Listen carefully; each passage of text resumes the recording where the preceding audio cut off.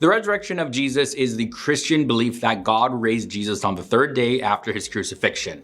There are various facts according to Christianity about the resurrection of Jesus, as well as surrounding the events relating to the resurrection of Jesus that you probably didn't know if you're not a Christian. How's it going, guys? Welcome back to another episode here on FTD Facts. I'm your host, Leroy Kenton. And for this one, we're going to be looking at 10 facts about the resurrection of Jesus, as well as look at some details surrounding the events of the resurrection. So let's jump into it.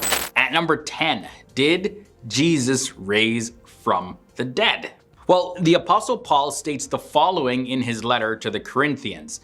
And if Christ has not been raised, then our preaching is in vain, and your faith is in vain. We are even found to be misrepresenting God because we testify about God that he raised Christ, whom he did not raise, if it is true that the dead are not raised. And that's in 1 Corinthians chapter 15, verses 14 to 15. So people say, why would the Apostle Paul write about it if it didn't actually happen? That means you'll nullify his faith completely. Number 9 has to do with the other apostles.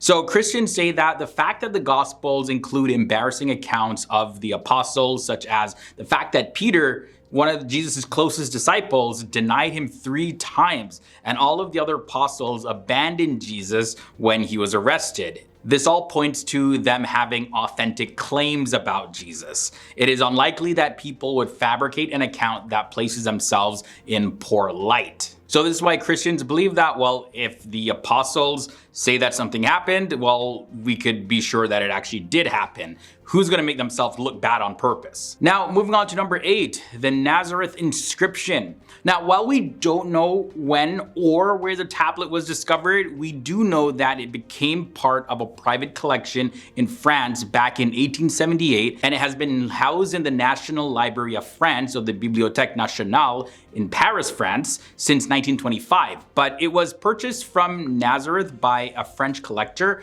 and it is now in the Louvre collection. But either way, the Nazareth inscription, also known as the Nazareth Decree, is a marble tablet that's inscribed in Greek with an edict from an unnamed Caesar ordering the death penalty for anyone caught disturbing graves or tombs. Now, it dates back to the first half of the 1st century, and the upheaval in the Roman Empire caused by the rapid growth of the Christian religion and the belief that maybe other Christians would rise from their tombs, similar to how Jesus rose from his tomb according to the Bible, may have been the underlying cause for this Roman edict that prohibited grave robbery. From there, let's look at Josephus's acknowledgement.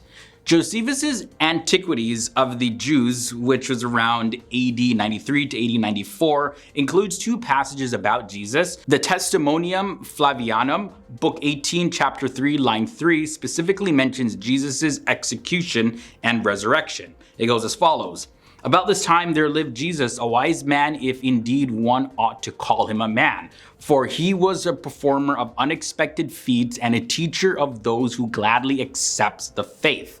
He won over many Jews and many Greeks. He was the Christ. And when, upon accusation of the principal men among us, Pilate had condemned him to a cross, those who had first come to love him did not cease. He appeared to them on a 3rd day, restored to life, for the prophets of God had foretold these things, and 1,000 other marvels about him. And the tribe of the Christians, so named after him, has still not disappeared to this day. So there's one other account outside of the Bible that Christians point to saying that, well, this is a fact. Jesus rose from the dead. Next up, women were the first to witness him.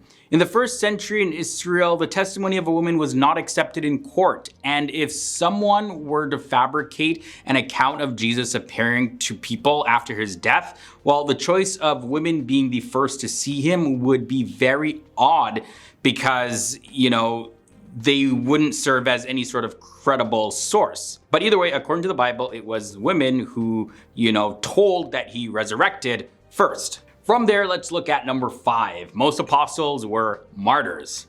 John, the apostle who was exiled to the island of Patmos, and Judas Iscariot, who betrayed Jesus, he ended up hanging himself. Now, while people have been known to lay down their lives for a lie because they believe it to be true, it is almost impossible to find someone who would rather lay down their life for a lie with the full knowledge that it is false. Now, it's highly unlikely though that the disciples would have given their lives for a claim that they themselves had fabricated. So, again, Christians look at this as being a fact. Jesus rose from the dead. Next up at number 4, let's look at more details on Jesus' resurrection. Well, according to the New Testament scholars D.A.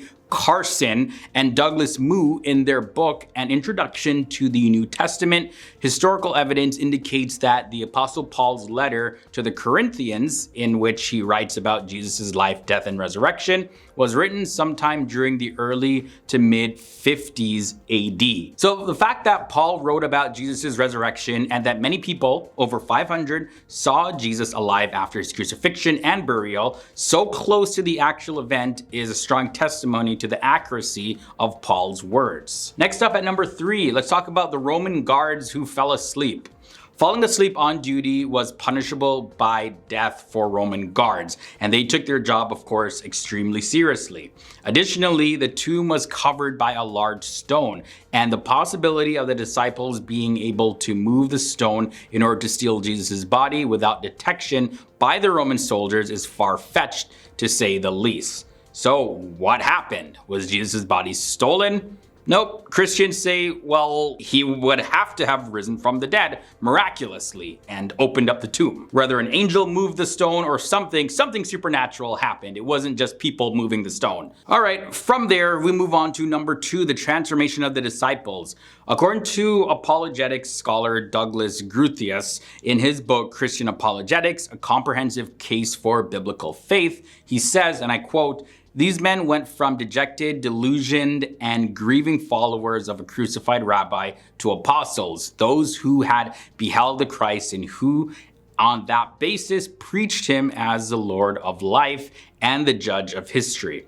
The actual resurrection of Jesus is the best explanation for the disciples' transformation from cowardice, despair, and confusion to confident proclamation and the willingness to suffer persecution, hardship, and even martyrdom for the sake of Jesus and his gospel. And finally, ending this episode off at number 1, Jesus was buried in a known tomb. Scholar Douglas Groothuis cites the work of William Lane Craig regarding the fact that it would have been far easier for the disciples to falsely claim Jesus was resurrected if he had been buried in an unknown tomb.